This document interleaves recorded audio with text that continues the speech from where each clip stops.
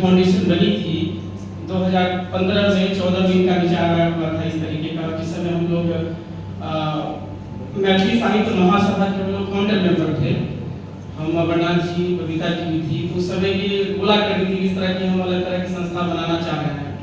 तो बहुत ही अच्छा लगा था कि कुछ अलग तरह के सोशल काउज के में से कुछ संस्था बन रही है साहित्य और इससे बिल्कुल इतर। तो अच्छा लगा, आपको बहुत बहुत धन्यवाद।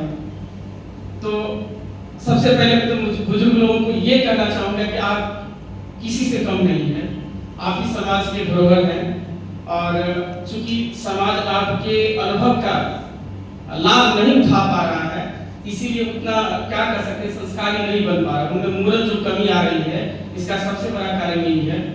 तो आपको मैं दो शब्दों में कहते हुए अपने कविता की तरफ बढ़ूंगा मैं।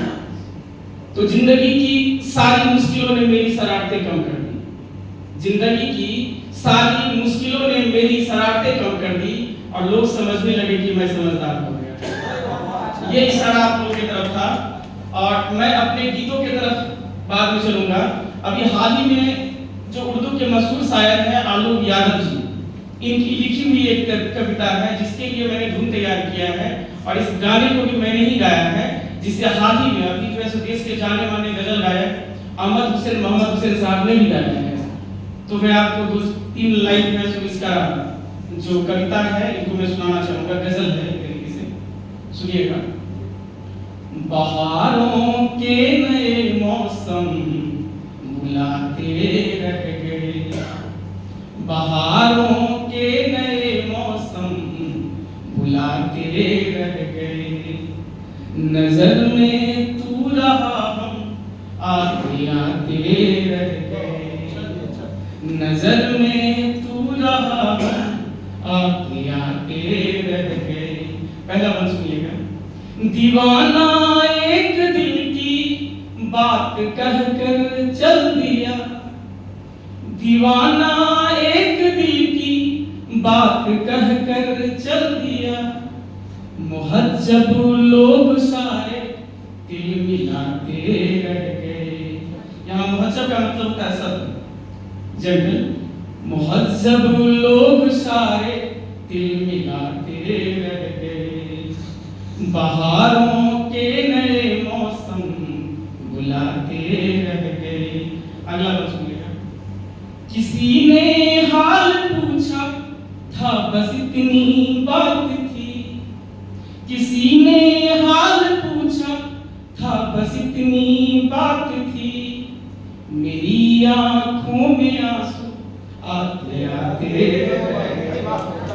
मेरी आंखों में आंसू आते आते रह गए, बहारों के नए मौसम बुलाते रह गए। अंतिम बात सुनिएगा इसका।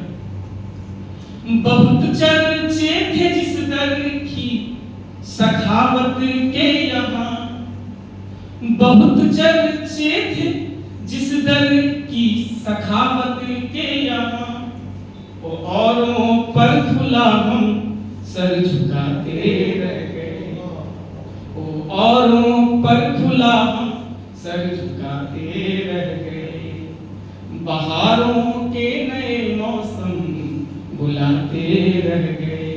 अब अपने गीतों की तरफ चलेंगे और आप लोगों से गुजारिश है कि हमारे साथ आप लोग गुनगुनाएंगे, अच्छा लगेगा।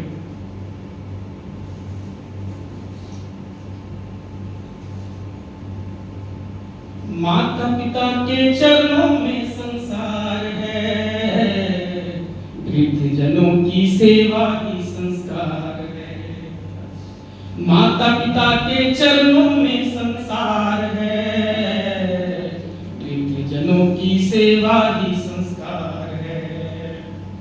अगला सुनिएगा। न जाने कितने जुल्म सितम झेला,